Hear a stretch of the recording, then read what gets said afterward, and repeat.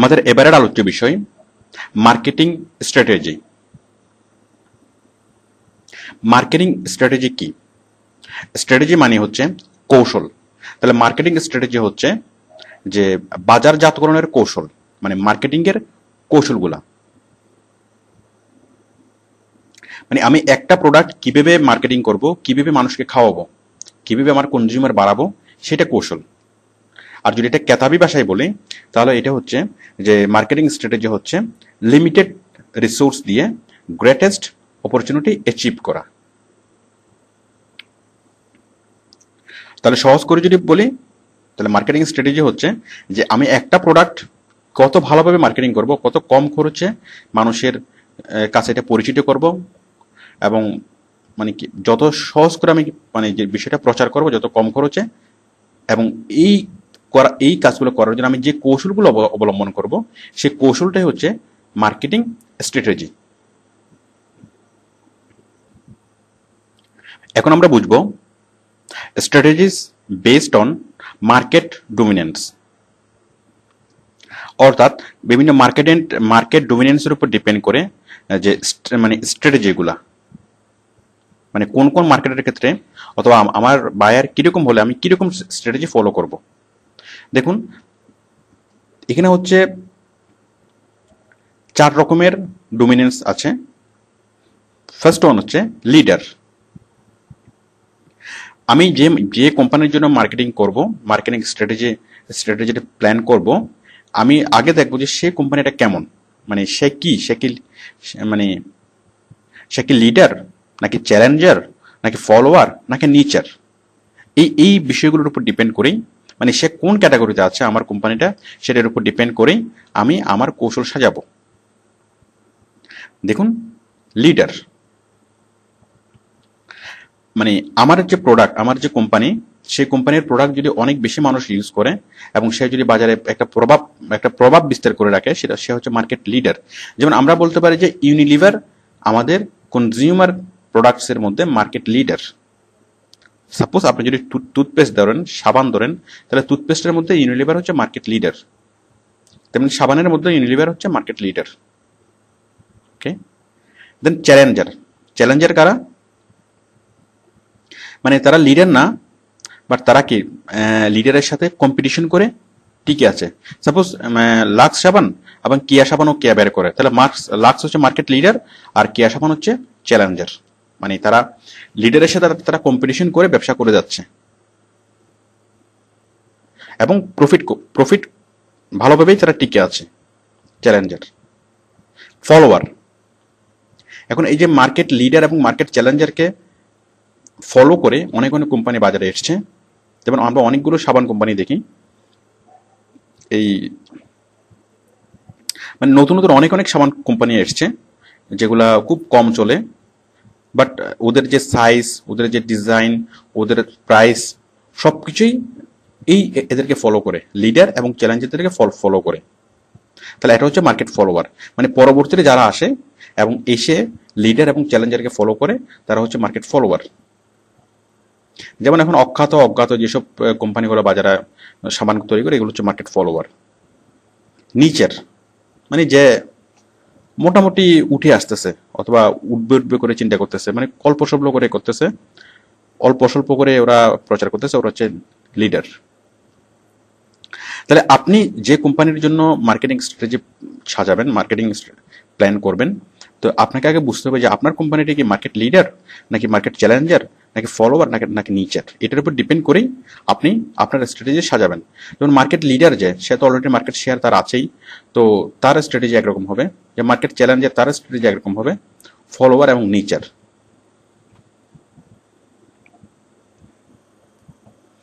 এখন আমরা কিছু মার্কেট স্ট্র্যাটেজির সাথে পরিচিত হব। মানে আপনি আপনার কোম্পানির প্রোডাক্টটা অনেক মানুষের কাছে খুব সহজে প্রচার করার জন্য যে কৌশলগুলো আপনি ফলো করতে পারেন, সেই কৌশলগুলো হচ্ছে ফার্স্ট ওয়ান, প্রোডাক্ট ডিফারেন্সিয়েশন। মানে প্রোডাক্টকে বিভিন্ন ক্যাটাগরিতে ভাগ করা, প্রোডাক্টকে ডিফারেন্সিয়েট করা। সেটা আপনি কিভাবে করবেন? এই যে আমরা বিভিন্ন সাপোজ সাবান, এখন সাবানের ক্ষেত্রে আমরা দেখি যে মিনি প্যাক সাবান, মানে ওই যে মানে গুরু সাবান মানে আমরা প্রথম প্রথম যে সাবান সাবান যখন বেরিয়েছিল তখন শুধু একরকমই সাবান ছিল, সেই সাবান দিয়ে মানুষ মানে সব কাজে করতো, কাপড়ও কাচতো, মানে অনেক আগে, সাপোজ 50-60 বছর আগে, যে সেই সাবান দিয়ে মানুষ কাপড়ও কাচতো, গোসলও করতো। বাট পরবর্তীতে মানুষের মধ্যে ধারণা বিল্ড আপ করে দিল কি যে কাপড় মানে গোসল করা সাবান আলাদা, ওকে, গোসল করা সাবান আলাদা, দেন তারা কি তখন তারা ডিফারেন্সিয়েট করে দিল যে এটা হচ্ছে কাপড় ধোয়া সাবান, এটা হচ্ছে গোসল করা সাবান। ওকে, মানুষ এভাবে অভ্যস্ত হয়ে গেল। এরপরে মানুষ কাপড়, আবার মানুষকে বললো কি যে কাপড় কাচার সাবান হচ্ছে যে একটা বল সাবান, আর একটা হচ্ছে গুরু গুরু সাবান, বরং মানে যেটাকে বলা হয় ডিটারজেন্ট। তো এই ডিটারজেন্ট দিয়ে কাপড় ধুলে আরো অনেক ভালোভাবে হয়, ব্যাস চলে আসলো ডিটারজেন্ট। এরপরে এই প্রোডাক্টটা আরো ডিফারেন্সিয়েট করলো যে মিনি প্যাকে বের করে, বড় প্যাক, মিনি প্যাক। তো আপনারা নিশ্চয়ই বুঝতে পারছেন যে প্রোডাক্ট ডিফারেন্সিয়েশনটা কি। তাহলে কাস্টমারের রুচি, পছন্দ অনুযায়ী এবং কাস্টমারের প্রয়োজন অনুযায়ী যে বিভিন্ন প্রোডাক্টকে ডিফারেন্সিয়েট করা, যেন মানুষ খুব সহজে প্রোডাক্টটা কিনতে পারে। যেমন সাপোজ এই যেমন নারকেল তেল, যে আমরা আগে যেটা দেখতাম যে প্যারাশুট তেল অনেক বড় বোতলে পাওয়া যেত, বাট এখন আপনি 2 টাকা দিলেই প্যারাশুট তেল পাবেন, মাত্র 2 টাকার প্যাকে, মিনি প্যাকে বের করেছে। তো এতে করে তাদের প্রোডাক্ট টোটাল সেলটা বেড়ে গিয়েছে। তো এটা হচ্ছে মানে প্রোডাক্ট ডিফারেন্সিয়েশনের একটা কৌশল, যে প্রোডাক্টটা ডিফারেন্সিয়েট করে সেলস বাড়ানো। নেক্সট হচ্ছে কস্ট লিডারশিপ। কস্ট লিডারশিপ বিষয়টা কি? কস্ট লিডারশিপ হচ্ছে যে দাম কমিয়ে কর্তৃত্ব বাড়ানো, মানে দাম কমিয়ে বাজার দখল করা। আমরা যেটা দেখতে পারি যে চায়না কোম্পানি, আমরা আগে জাপানি প্রোডাক্ট ইউজ করতাম এবং সেই জাপানি প্রোডাক্টের দাম বেশি, কিন্তু মানে কোয়ালিটি অনেক ভালো, লং লাস্টিং, অনেক দিন মানে লাস্টিং করে। বাট বর্তমানে চায়না প্রোডাক্ট একেবারে দাম কমিয়ে তারা মার্কেট দখল করে নিল। কোয়ালিটি মানে অত ভালো না, বাট দাম একদমই কম। তো যার ফলে আমরা অনেকটা চায়না প্রোডাক্ট আমরা এখন অভ্যস্ত হয়ে গেছে, যে চায়না আমরা দেখা যাচ্ছে চায়না আমাদের পুরো দেশকেই দখল করে ফেলছে, পুরো পৃথিবীকে দখল করে ফেলছে, একটা মাত্র কারণে ওরা কস্ট লিডারশিপ অ্যাপ্লাই করছে। মানে কস্ট লিডারশিপ মার্কেটিং স্ট্র্যাটেজি তারা ফলো করার মাধ্যমে তারা বাজার দখল করে ফেলেছে। তো আপনারা বুঝতেই পারছেন যে কস্ট লিডারশিপ বিষয়টা কি, যে দাম কমিয়ে কনজিউমার বাড়ানো। নেক্সট, মার্কেট সেগমেন্টেশন, মার্কেটকে সেগমেন্ট করা। যেমন ধরুন এই যে gender, price, interest, religion, income, এর উপর ভিত্তি করে মার্কেট সেগমেন্ট করা। আমি একটু বিষয়গুলো লিখছি, আপনাদের ক্লিয়ার হবে।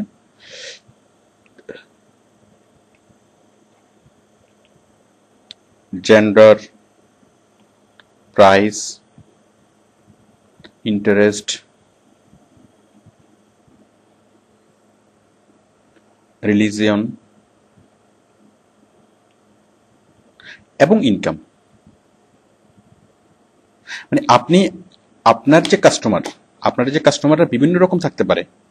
কাস্টমারদের যে তখন আপনি বিভিন্ন রকম কাস্টমারদের মধ্যে একটা সেগমেন্টেশন করে ফেলবেন, মানে বিভিন্ন ভাবে কাস্টমারদেরকে আপনি ভাগ করবেন। কি ভাগে ভাগ করতে পারেন, মানে বিভিন্ন ভাগে কাস্টমারদেরকে ভাগ করে এবং তাদেরকে সেভাবে তাদের কাছে জিনিসটা উপস্থাপন করবেন এবং সেই রকম করে জিনিসটা মানে তৈরি করবেন এবং প্রচার করবেন। তাহলে কি অনেক মানুষ আপনার প্রোডাক্টটা কিনবে। তো মার্কেট সেগমেন্ট কিভাবে করবেন? আপনার টোটাল যে মার্কেটটা, সেই মার্কেটটা আপনি সেগমেন্ট করবেন। যেমন জেন্ডার অনুযায়ী, যে ছেলেদের জন্য একটা মার্কেট, মানে ছেলেরা একরকম প্রোডাক্ট ইউজ করবে, মেয়েরা একরকম প্রোডাক্ট ইউজ করবে। যেমন আমরা ইউনিলিভারের যেটা দেখলাম যে ফেয়ার অ্যান্ড লাভলি এবং ফেয়ার অ্যান্ড হ্যান্ডসাম। তো আগে থেকে মানুষ ফেয়ার অ্যান্ড লাভলি ইউজ করতো, বাট এখন তারা বললো কি যে ফেয়ার অ্যান্ড হ্যান্ডসাম। তাহলে ছেলেদের জন্য, যেমন আগে ছেলেরা এই জিনিসগুলো ইউজ করতো না, ছেলেরা অতটা সৌন্দর্য সচেতন, এগুলো খুব একটা কেয়ার করতো না। বাট এখন তারা যে মার্কেটিং করে মানুষের মানে ছেলেদের মাথায় ঢুকিয়ে দিচ্ছে যে ছেলেদেরও মানে কি মেকআপ করার প্রয়োজন আছে, অথবা ছেলেদেরও যে এই ধরনের প্রোডাক্টগুলো ইউজ করার মানে প্রয়োজন আছে। তখন তারা ছেলেদের জন্য বের করলে কি ফেয়ার অ্যান্ড হ্যান্ডসাম। তাহলে অটোমেটিক্যালি একটা মার্কেট তৈরি হয়ে গেল। তাহলে ফেয়ার অ্যান্ড লাভলির মার্কেট আগে যেটা ছিল সেটাই ঠিকই আছে, বাট নতুন একটা মার্কেট তৈরি হলো ছেলেদের জন্য ফেয়ার অ্যান্ড হ্যান্ডসাম। ঠিক তেমনি ছেলেদের জন্য যে ক্লিয়ার মেন্স, ওকে, জেন্ডার, দেন মানে এইভাবে জেন্ডার অনুযায়ী আপনি কি করতে পারেন, মার্কেট সেগমেন্ট করতে পারেন, এবং সেগমেন্ট করে আপনি সেভাবে মার্কেট একটা প্রোডাক্টের প্রচার করতে পারেন। ওকে, দেন হচ্ছে প্রাইস। এখন কিছু কিছু জায়গায় খুব কম দামের প্রোডাক্ট বাই করে, আবার কিছু কিছু জায়গায় অনেক হাই ভালো দামের প্রোডাক্ট বাই করে। ধরেন আপনি যেখানে খুব মানে কিছু কিছু মানুষ, সাপোজ গ্রামে আপনি একটা প্রোডাক্ট সেল করবেন, তাহলে ওরা চেষ্টা করে যে সবচেয়ে কম প্রাইসের কোনটা সেখানে সেটাই মানে ওখানে বেশি চলবে। আবার যদি আপনি খুব ঢাকা শহরের গুলশান অথবা বনানীতে যদি কোনো দোকানে কোনো প্রোডাক্ট সেল হয়, তাহলে দেখবেন যে অনেক ভালো বেশি দামের যে প্রোডাক্টগুলো সেগুলি মানুষ সবচেয়ে বেশি কিনছে। আপনি ধরুন হকার মার্কেট, হকার মার্কেটে কি কি করে মানুষ কেন যায়? প্রাইস কমের জন্য। আবার মনে করেন যে বড় কোনো মার্কেটে একদম সেনমার অথবা বসুন্ধরা সিটি, ওখানে মানুষ কেন যায়? অনেক বেশি দামের প্রোডাক্টগুলো কেনার জন্য, এবং ওইখানে ওই বেশি দামের প্রোডাক্ট কাস্টমার বেশি। আর হকার্স মার্কেটে কম দামের কাস্টমার বেশি। তাহলে আপনি প্রাইস অনুযায়ী মার্কেটটাকে সেগমেন্ট করতে পারেন, যে বেশি দামের প্রোডাক্ট যেখানে ইয়া করবে, তো তাদের জন্য একরকম করে প্রোডাক্টটা তৈরি করতে পারেন ভালোভাবে। আর যেসব মানে যেখানে কম চলবে তাদের জন্য আলাদা করে কম দামের মধ্যে প্রোডাক্ট তৈরি করতে পারেন, মানে কোয়ালিটি কমিয়ে। তাহলে প্রোডাক্টটা আপনার অনেক বেশি সেল হবে। মানে সেম প্রোডাক্ট, সেম কোম্পানির প্রোডাক্ট, বাট সেটা দেখবো অনেক বেশি।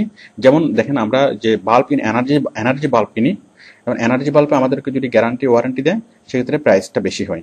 আবার সেই সেম বাল্ব আমরা যদি গ্যারান্টি ওয়ারেন্টি ছাড়া কিনি, তাহলে আমরা অনেক কম দামে পাই। তো এটা হচ্ছে আপনার প্রাইস অনুযায়ী সেগমেন্ট করা হয়। ইন্টারেস্ট, এখন আগ্রহ, মানে সে কাস্টমারদের যে আগ্রহ, সে আগ্রহের কোন কোন কোন কোন জায়গার কাস্টমাররা কোন কোন প্রোডাক্ট নিয়ে আগ্রহী, সেটা আপনাকে খুঁজে বের করতে হবে, এবং সেভাবে আপনাকে সেগমেন্ট করে যারা আগ্রহী তাদেরকে ওইভাবে প্রচার করতে হবে, এবং যারা আগ্রহী না তাদেরকে আগ্রহী করার জন্য ব্যবস্থা করতে হবে, তাহলে তারা সে প্রোডাক্টটা কিনবে। রিলিজিয়ন, ধর্ম, এখন এক এক ধর্মের মানুষ এক এক রকমের প্রোডাক্ট ইউজ করে। তো বুঝতে পারছেন যে মানুষের মানে যে অভ্যাস অথবা সবকিছু একটা ধর্মের সাথে একটা নিবিড় সম্পর্ক আছে। তো এক ধর্মের মানুষ যে যে প্রোডাক্টটা ইউজ করে, সাপোজ কেউ ধুতি পরে, আবার কেউ পাঞ্জাবি পায়জামা পরে, তাহলে এখানে ধর্মের সাথে ধর্মের একটা বিষয় আছে। তো বুঝতে পারছেন যে এক এক ধর্মের মানুষ এক এক রকম প্রোডাক্টের প্রতি একটু বেশি অভ্যস্ত। যেমন কেউ অনেক শাকসবজি মানে বেশি খায়, আবার কেউ মানে ভেজিটেরিয়ান। ওকে, ইনকাম লেভেল, এখন আপনাকে ডিফারেন্ট ইনকাম লেভেলের জন্য ডিফারেন্ট মার্কেট সেগমেন্ট করতে হবে, যে আপনার সবচেয়ে কম ইনকাম যারা করে, মানে কম ইনকাম এরিয়া। সাপোজ গ্রামে আপনি যেরকম একটা প্রোডাক্ট সেল করবেন, আপনি গ্রামের জন্য যদি কোনো প্রোডাক্ট আপনি তৈরি করেন, আপনাকে অবশ্যই মানে কস্ট কমিয়ে আপনাকে তৈরি করতে হবে, কারণ তাদের ইনকাম লেভেলটা কম। আর আপনি যদি শহরের জন্য কোনো প্রোডাক্ট তৈরি করেন, অথবা কোনো দামি এলাকার জন্য, মানে খুব ভালো এলাকার জন্য, তাহলে সেখানে আপনি অনেক বেশি, মানে তাদের ইনকাম লেভেলটা বেশি, তাহলে আপনি সেভাবে তাদেরকে কোনো একটা প্রোডাক্টের প্রচার করতে পারেন, অথবা তাদেরকে কাছে সেভাবে মার্কেটিং করতে পারবেন। তাহলে কম দামের মানে ইনকাম লেভেল, যেমন আপনি একটা প্রোডাক্টের প্রচার যখন করবেন, তখন যেখানে যেভাবে প্রচার করা দরকার, সাপোজ আপনি যদি বস্তিতে প্রচার করেন কোনো একটা প্রোডাক্ট, তাহলে তাদেরকে বুঝাবেন যে এই প্রোডাক্টের দাম কম, সেই জন্য তুমি যদি এই প্রোডাক্টটা কিনো তাহলে তোমরা লাভবান হবা। আবার যদি আপনি গুলশান বনানীতে গিয়ে অনেক ভালো ভালো জায়গায় গিয়ে যদি মানে মানে এই ধরনের সোসাইটিতে গিয়ে যদি আপনি করেন, যে প্রচার করেন, তাহলে আপনাকে অবশ্যই বুঝতে হবে কি, যে এই প্রোডাক্টের দাম কম, সেটা